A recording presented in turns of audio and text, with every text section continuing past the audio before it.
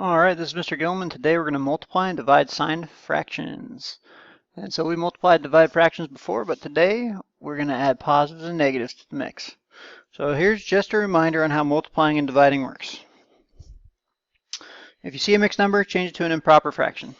So if you see 1 and 2/3, I want you to change it to 3 times 1 is 3 plus 2 is 5, 5/3. Alright, that's the first thing I want you to do. Then if you see division, okay, so when you have these fractions, 2/3 divided by 1/5, something like that, the division sign tells you I need to change it to multiplication, and I need to multiply by the reciprocal. All right. If it's already multiplication, you just need to multiply straight across. But if you would like to, and make it easier for you, you can simplify. All right. You want to look above and below the fraction to reduce, and then on a diagonal. But you cannot reduce with numbers right next to each other.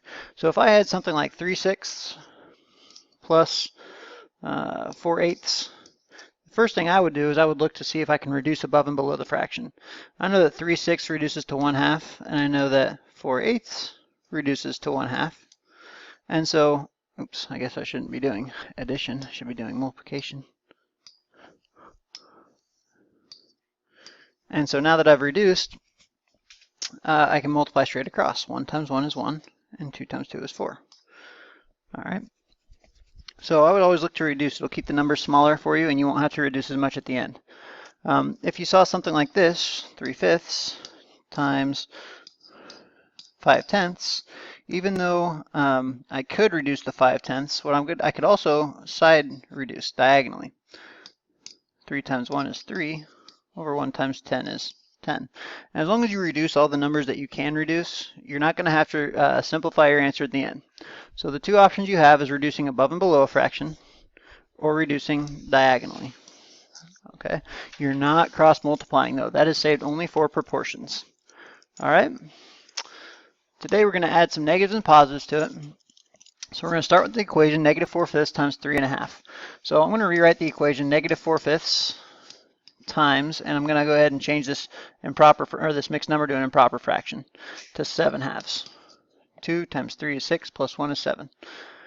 Now I'm going to look to reduce. I'm looking above and below at the 4 and the 5. There's nothing to reduce there. I'm looking at the 7 and 2. There's nothing to reduce there. Now I'm going to look diagonally. I know that 4 and 2 both share a 2 in common, so I'm going to reduce them like so. And I'm looking at 5 and 7 diagonally. They do not reduce. So at the end of the day, I have -2 times 7, which is -14, over 5 times 1, 5. All right, and you can leave your answer as an improper fraction. Negative times a positive equals a negative value. All right, you can put your negative on top, or you can put it right in front of the fraction bar. But rule of thumb is if there's a negative on the bottom, you move it to the top or in front. Okay, so another problem. This time we have division. Okay, that's really important because that's going to add a step to what we're doing. First thing I'm going to do is I'm going to change these mixed numbers into improper fractions. 5 times 5 plus 1, 26/5. And I'm going to use divide still. And I'm going to change this guy. 10 times 2 is 20 plus 1 is 21/10. All right, -21/10. Now, because this is a division sign, it's not going to be just so easy as it was before. I'm going to say 26/5, and I'm going to change the division to multiplication, and I'm going to reciprocate the second, or inverse the second fraction, to 10 over 21. Now, you might remember doing this when we did compound fractions. All right, and I don't want to forget my negative sign. Now I can look to reduce. 26 and 5 do not reduce, and 10 and 21 do not reduce. 26 and 21 do not reduce, but 5 and 10 do. 5 goes into 5 once and into 10 twice. I'm going to put that negative right up there with the 2 so I don't forget. Now that I've reduced everything that I can, I'm going to multiply straight across. 26 times -2 is -52. Over 1 times 21 is 21. I can look and look and look for something to reduce this fraction with, but I know that if I already reduced before I multiplied, and I reduced everything that was possible, there won't be anything to reduce in my final answer. Let's take a look at a couple more. Once again, I'm going to change my mixed numbers into improper fractions. 3 times 4 is 12, plus 2 is 14. 14/3. I'm going to keep that negative with it. Times, okay, we got another multiplication, -3/7. Okay. Before I do anything, I need to make sure that before I multiply straight across, I need to make sure that I have everything reduced. So I'm looking at 14 and 3, and I notice that there's nothing to reduce there. 3 and 7, nothing to reduce there. However, 14 and 7 do reduce. 7 goes into both numbers, into 7 once and into 14 twice. I also notice that 3's will reduce. 3 goes into 3 once in both cases. So now I have a negative 2 times a negative 1, which is just positive 2. And on the bottom I have just 1 times 1, 2 over 1.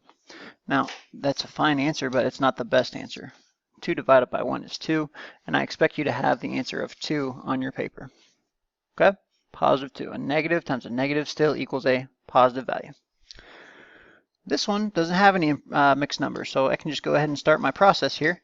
2/3, and what I'm going to do instead of dividing, I'm going to change it to multiplication. But if I do that, I need to flip the fraction. So I'm going to make this a negative 9 over 4. And you might be confused about this negative sign, how it's in front of the fraction, and now it's on top of the fraction. It doesn't matter where the negative sign is, as long as it's in the fraction somewhere. Rule of thumb is you always want it to be in front or on top. So I always like to write mine on top of the fraction. Now that I have changed the division to multiplication and flipped the second fraction, found its inverse or its reciprocal, I can look to reduce before I multiply. 2 and 3 do not reduce. 9 and 4 do not reduce, but I know that 2 and 4 do reduce. 2 goes into 4 twice and into 2 once, and I see that 3 and 9 also reduce. 3 goes into 3 once and into 9 3 times. So now what I can do is I can multiply. 1 times negative 3 is negative 3. And 1 times 2 is 2. So my answer is negative 3/2, and there's nothing to reduce. Okay. Finally, the last example. I have a mixed number here. 5 times 4 plus 1. 21 over 5. And now I'm going to divide that by 7/8. So now that I've gotten rid of that horrible mixed number, I'm going to go ahead and change the division into multiplication. And I'm going to switch the second fraction over. Okay, I'm going to find the reciprocal or do the inverse or however you want to think about it. And before I multiply straight across and get these huge numbers, I want to look to see if I can reduce or simplify any of the fractions.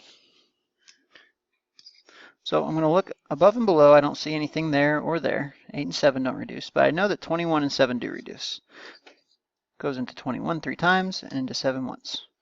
Negative 3 times 8 equals negative 24. And I noticed that 5 and 8 didn't reduce. That's why I didn't reduce those. And 5 times 1 equals 5. Negative 24/5.